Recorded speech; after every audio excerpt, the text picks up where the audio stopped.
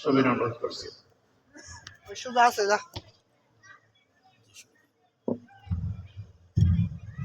এটা এনে দিলে জায়গা সমান।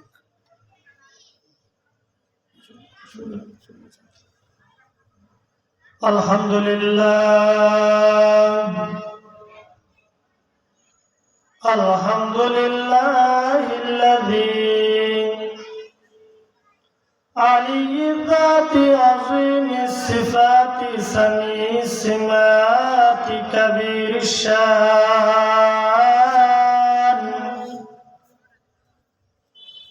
জলিলুল কদর রফি'য যিকরি মুতা'ইল আমরি জলিল বুরহান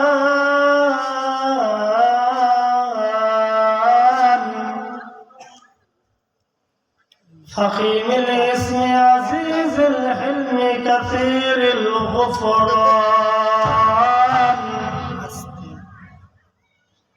جميل الثناء جزيل العطاء مجيب الدعاء يميم الإحسان ونشهد أن لا إله إلا الله وحده لا شريك له ونشهد أن سيدنا وسندنا وحبيبنا مولانا محمدا عبده ورسوله أرسله بالحق بشيرا ونذيرا وداعيا إلى الله بإذنه وسراجا منيرا وقال الله تعالى في كلامه المجيد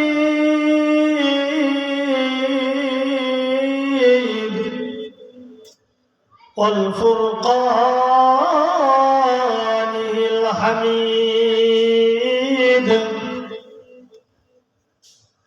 لئن شكرتم لأزيدنكم ولئن كفرتم إن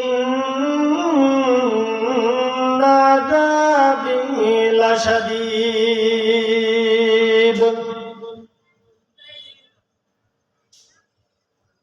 মহান আল্লাহ পাকের দরবারে লাখো কোটি শুকরিয়া যে মহান রব্বুল আলামিন আমাদেরকে বিলবাউটিয়া পশ্চিম পাড়া জামে মসজিদের উদ্যোগে ওয়াজ মাহফিলে সম্মানিত সভাপতি সাহেব, উলামা ইকরামগণ, আমার সামনে উপবিষ্ট সম্মানিত হাজিরিন, আল্লাহ পাকের দরবারে লাখো কোটি শুকরিয়া যে মালিক আমাদেরকে জান্নাতুল এই বাগানে বসার জন্য আল্লাহ পাক আপনাকে আমাকে তৌফিক দান করছেন। এজন্য অন্তরের অন্তরস্থান থেকে আল্লাহ পাকের দরবারে শুকরিয়া আদায় করি আলহামদুলিল্লাহ। আল্লাহ রাব্বুল আলামিন সূরা ইব্রাহিমের 7 নম্বর আয়াতের মধ্যে বলেন, লাইন শাকারতুম লাযীদান্নাকুম ওয়া লাইন কাফারতুম ইন্না আযাবী লাশাদীদ। শুকরে নিয়ামত নিয়ামতে ফাসুকুনাদ, শুকরে নিয়ামত নিয়ামতে ফাসুকুনাদ, কুফর নিয়ামত নিয়ামতে আফরুকুনাদ। মহান মালিক বলেন, তোমাদেরকে আমি এত বড় নিয়ামত দিলাম, যদি আমার নিয়ামত পেয়ে নিয়ামতের শুকরিয়া আদায় করো, লাযীদান্নাকুম, অবশ্যই অবশ্যই আমি আল্লাহ পাক তোমার নিয়ামতকে আরো বাড়িয়ে দিব। ওয়ালাইন কাফারতুম, যদি আমার নিয়ামত পেয়ে নিয়ামতের অশুকরিয়া আদায় করো, তাহলে আমি তোমার কাছ থেকে নিয়ামত ছিনিয়ে নিব। শুধু তাই নয়, ইন্না আযাবী লাশাদীদ,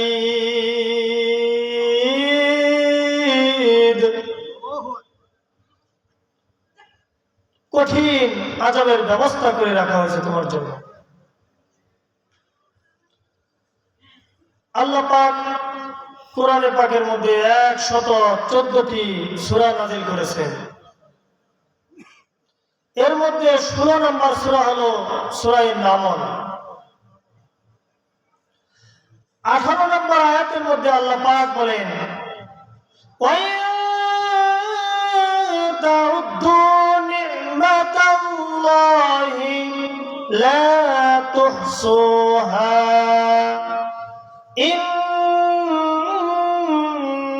ইন্নাল্লাহা লাগফুরুর রহিম।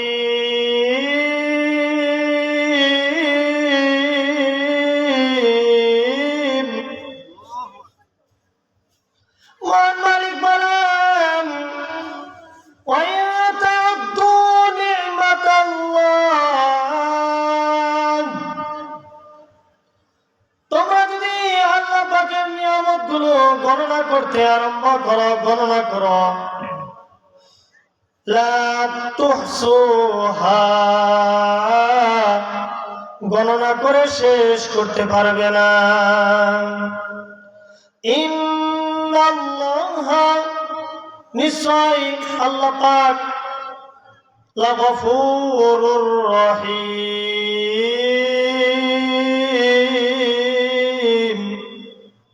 মহান মালিক, অবশ্যই বড় ক্ষমাশীল দয়ালু। মহান মালিক কোরআনে পাকের মধ্যে 114টি সূরা নাযিল করেছেন। এর মধ্যে 18 নম্বর সূরা হলো সূরা কাহফ।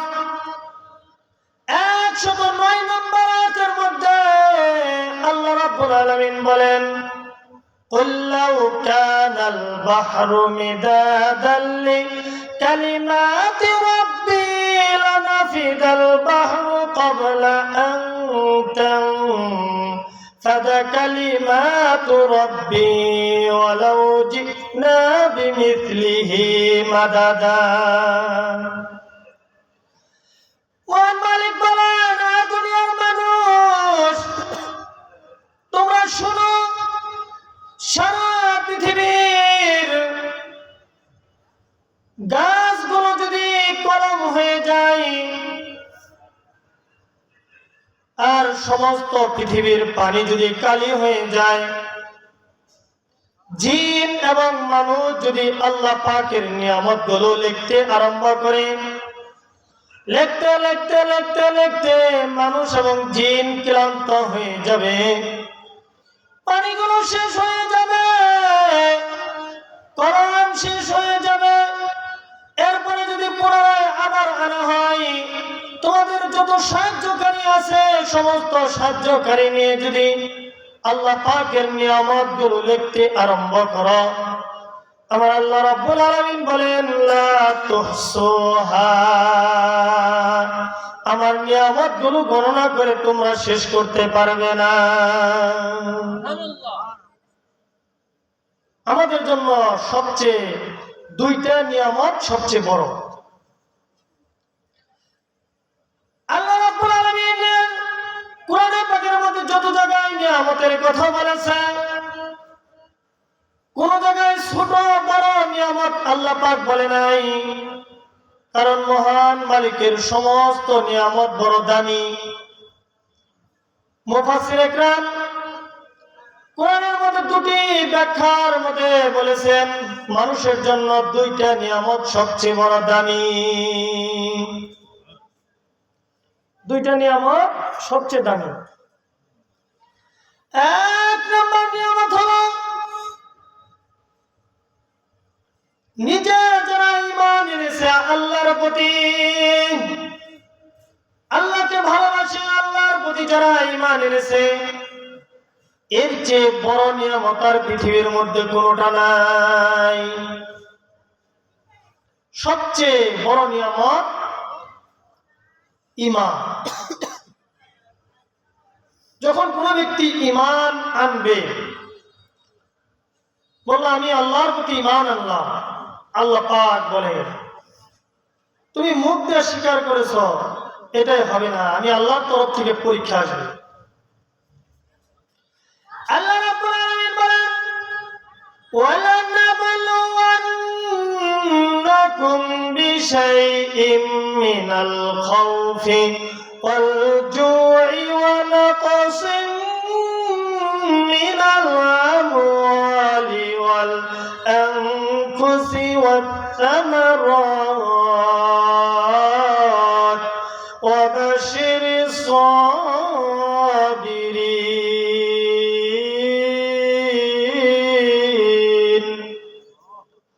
যারা ঈমান আনবে আল্লাহর তরফ থেকে তাদের উপর পরীক্ষা আসবে, এই পরীক্ষার মধ্যে যারা উত্তীর্ণ হবে, আল্লাহ রাব্বুল আলামিন বলেন তারাই হলো সবচেয়ে বড় দামি, সবচেয়ে বড় ঈমানদার।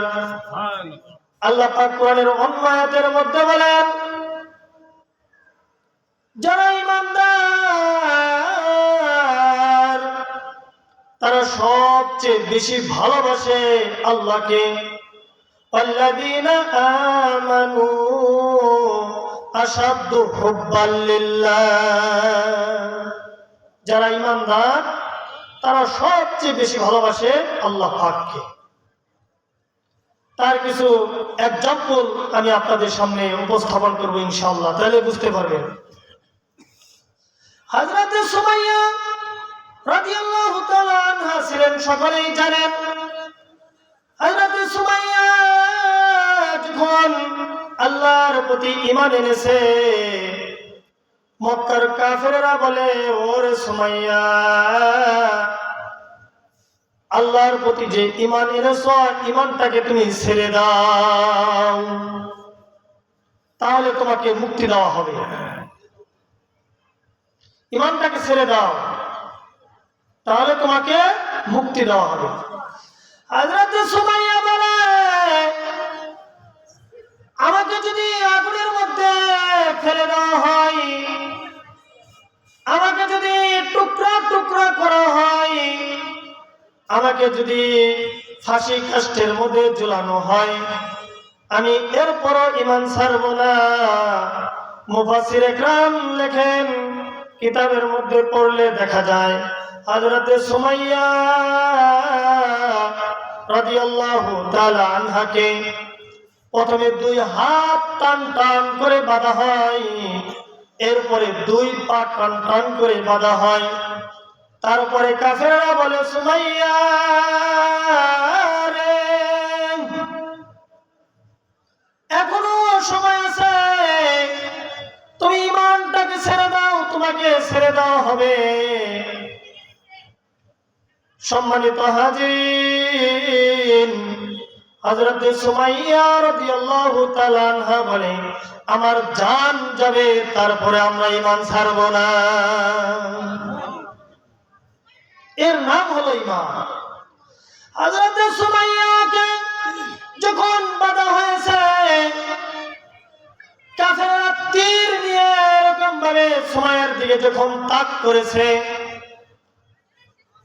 এমন ভাবে তীরটা নিক্ষেপ করেছে জালেমরা, কাফেরেরা। হযরত সুমাইয়া রাদিয়াল্লাহু তাআলা আনহার লজ্জাস্থানের মধ্যে লেগে সুমাইয়া শহীদ হয়ে যায়। ঈমানের জন্য সর্বপ্রথম এই মহিলা আল্লাহর জন্য, আল্লাহর প্রতি ঈমান আনার কারণে এই সুমাইয়া রাদিয়াল্লাহু তাআলা আনহা শহীদ হয়ে যায়। আল্লাহু আকবার। তাহলে আমরা যখন ঈমান আনবো, আমাদের উপরও কি এরকম মুসিবত আসবে? হযরত বেলাল হাবশী রাদিয়াল্লাহু তাআলা আনহু মদিনার মসজিদের মধ্যে, মসজিদে নববীর মধ্যে আযান দেয়। এত কষ্ট মুজাহাদা করে ঈমানটাকে টিকিয়ে রাখছে। যখন মদিনার মসজিদের মধ্যে আযান দেয়, হযরত বেলাল হাবশী রাদিয়াল্লাহু তাআলা আনহু শিনের উচ্চারণ করতে পারত না, ছিল কালো, ঠোঁট মোটা। মদিনার মানুষরা, মুসল্লিরা বলতে লাগলো, ইয়া রাসূলুল্লাহ, ইয়া হাবিবাল্লাহ, মদিনার মসজিদের মধ্যে একজন মুয়াজ্জিন এমন দরকার, যার কণ্ঠ হবে সুন্দর, যার চেহারা হবে সুন্দর, শুদ্ধভাবে আযান দিতে পারবে এমন একটা লোকের দরকার। ইয়া রাসূলুল্লাহ, ইয়া হাবিবাল্লাহ, বেলালকে আযান থেকে না করে দাও, সে যেন আর আযান না দেয়। এশারের নামাজের পরে বেলালকে ডাকা হলো, বেলাল, আমি মুহাম্মদ তোমাকে খুব ভালোবাসি, আমি তোমাকে খুব মহব্বত করি, ভালোবাসি, কিন্তু সমস্ত মুসল্লিরা চাইতেছে তুমি যেন আযান না দাও। বেলাল রাদিয়াল্লাহু তাআলা কিছুই বললেন না। এশারের নামাজের পর মসজিদের এক কোণার মধ্যে বসে আল্লাহ পাকের নিকট দোয়া করতেছে, মালিক,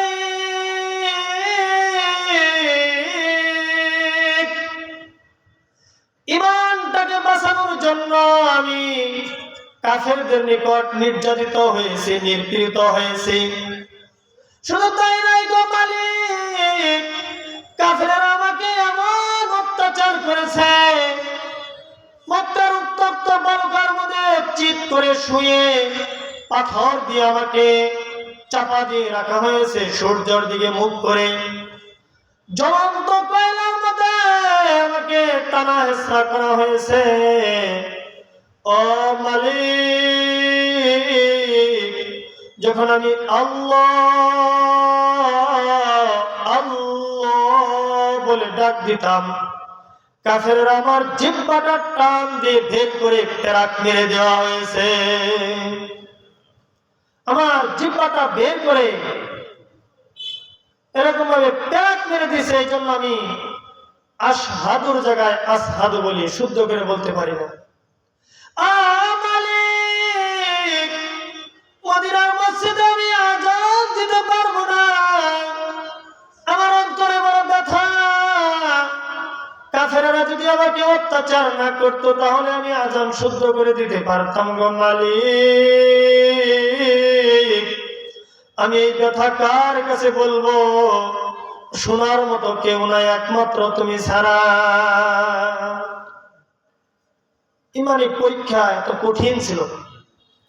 যার ইমান যত মজবুত আল্লাহর প্রতি, তার পরীক্ষা তত কঠিন হবে।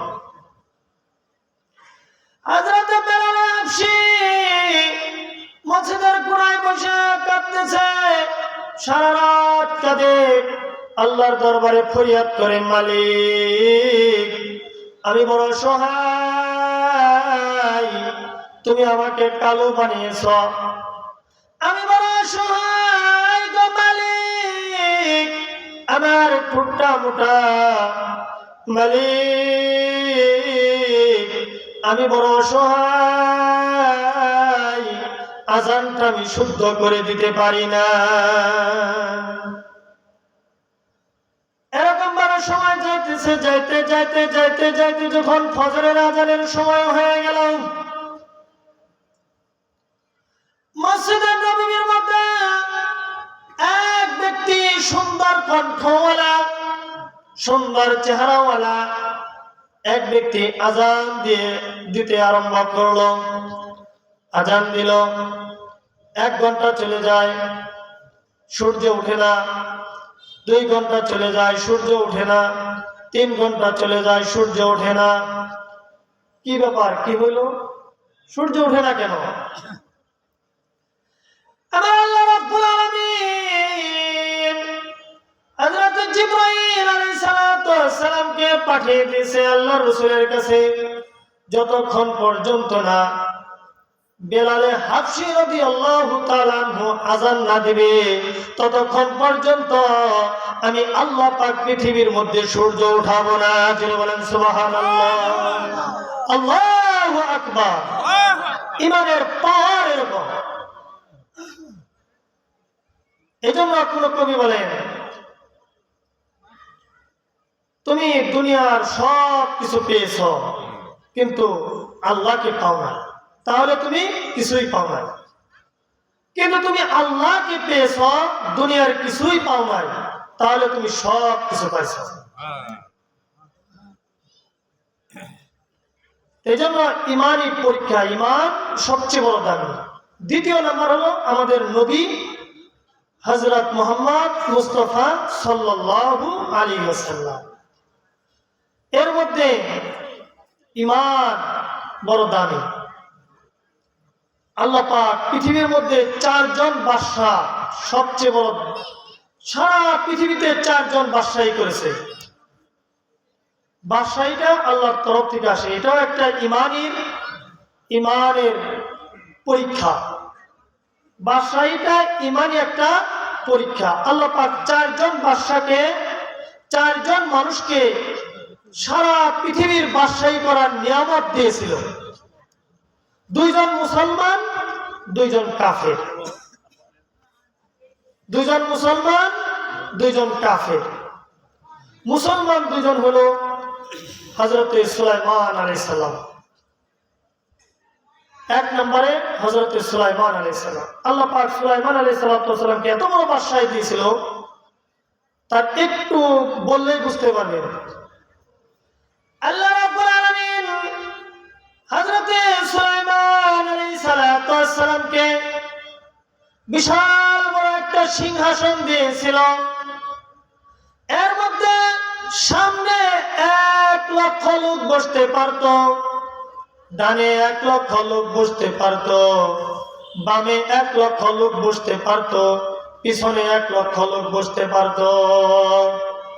হযরত সুলাইমান আলাইহিস সালাম চাইলে 1 মাসের রাস্তা একদিনেই বাতাসের মাধ্যমে অতিক্রম করতে পারত। জোরে বলেন সুবহানাল্লাহ। হযরত সুলাইমান আলাইহিস সালাম একদিন এই বিশাল বড় সিংহাসন নিয়ে আকাশের বাতাসের উপর দিয়ে উড়ে যাইতেছে। যাইতে যাইতে যাইতে যাইতে এক জায়গায় নামার জন্য আদেশ করে। এই মুহূর্তে ওই জায়গার পিপিলিকা যে যারা ছিল, পিপিলিকার যে লিডার, নেতা, সে সমস্ত পিপিলিকাদেরকে ডাক দিয়ে বলে, সুলাইমান আলাইহিস সালামের বাহিনী এখানে নামবে, সুতরাং ও আমার দল বলেরা যারা আছো, তোমরা তাড়াতাড়ি গর্তের ভিতরে ঢুকে যাও। কারণ যদি গর্তের ভিতরে না ঢুকো, সুলাইমান আলাইহিস সালামের এত বড় বাহিনী তোমাদেরকে পা দ্বারা পিষ্টে ফেলবে। হযরত সুলাইমান আলাইহিস সালামের এই কথাটা, পিঁপড়ার এই কথাটা সুলাইমান আলাইহিস সালাম শুনতে পাইল। সুলাইমান আলাইহিস সালাম, আল্লাহ পাক তাকে এত বড় বাদশাহী দিয়েছিল, সকল পশু পাখি জিন সব কিছুর ভাষা সুলাইমান আলাইহিস সালাম জানতে পারতো, শুনতে পারতো, বুঝতে পারতো। পিপিলিকাকে ডাক দেয়া বলে, পিপিলিকা, তোমার দল বলের জন্য আজকে যে তুমি যে কাজটা করলে আমি বড় সন্তুষ্ট হয়েছি। তুমি আমার কাছে চাও, আমি বড় বাদশা, তুমি আমার কাছে যা চাইবে আমি তোমাকে তাই দিব। সম্মানিত হাজির, পিপিলিকা এবার বলে, তাহলে আমাকে একটু হায়াত বাড়িয়ে দাও, আমি একটু হায়াত চাই, আমাকে যে হায়াত দেওয়া হয়েছে এই হায়াতটাকে একটু বাড়িয়ে দাও, আমার হায়াতটাকে একটু বাড়িয়ে দাও। হযরত সুলাইমান আলাইহিস সালাম বলেন, হায়াতের মালিক তো আমি না, হায়াতের মালিক তো আমি না, কারণ স্বয়ং আমি সুলাইমান আল্লাহর কাছে হায়াত চাইছি, আমাকে দেয় না। আমি হায়াত চাইছি, আমাকে হায়াত দেয় না। কিভাবে? হযরত সুলাইমান আলাইহিস সালাম বাইতুল মুকাদ্দাস বানানোর 3 ভাগের 2 ভাগ বানানো শেষ হয়েছে, মাত্র 1 ভাগ রয়েছে। এই মুহূর্তে আল্লাহ রাব্বুল আলামিন আজরাইল আলাইহিস সালামকে পাঠিয়ে দেয় সুলাইমানের কাছে। সুলাইমান, তোমার জীবনের হায়াত শেষ, তোমার দুনিয়া ছেড়ে যেতে হবে। সুলাইমান আলাইহিস সালাম বলে, আল্লাহ আমাকে আরেকটু হায়াত বাড়িয়ে দাও, কারণ আমি তোমার এই ঘরটা যেন নির্মাণ করতে পারি, ঘরটা যেন নির্মাণ করতে পারি। আল্লাহ রাব্বুল আলামিন বলেন, ফাইযা জাজালুহুম লা ইস্তাখিরুনা সাআতাও ওয়া লা ইস্তাকদিমুন। মৃত্যুর সময় যখন আসে যায়, 1 সেকেন্ড 1 মুহূর্ত তোমাকে সামনে দেওয়া হবে না, 1 মুহূর্ত তুমি পিছনে যেতে পারবে না। সুতরাং সুলাইমান, তুমি মৃত্যুর জন্য প্রস্তুত হয়ে যাও। হযরত সুলাইমান আলাইহিস সালাম আবার দরখাস্ত করে, মালিক আমাকে একটু হায়াত বাড়িয়ে দাও। এজন্য কবি বলেন, সুন্দর পৃথিবী ছেড়ে, সুন্দর পৃথিবী ছেড়ে চলে যেতে চাই না এ মন, তবু চলে যেতে হয়। সুন্দর পৃথিবী ছেড়ে চলে যেতে চাই না এ মন, তবু চলে যেতে হয়। সুখের দুচালা ছাউনি দ্বারা যতন করিয়া ঘর বাঁধিয়া চলে যেতে চাই না এ মন, তবু চলে যেতে হয়। সুন্দর পৃথিবী ছেড়ে চলে যেতে চাই না এ মন, তবু চলে যেতে হয়।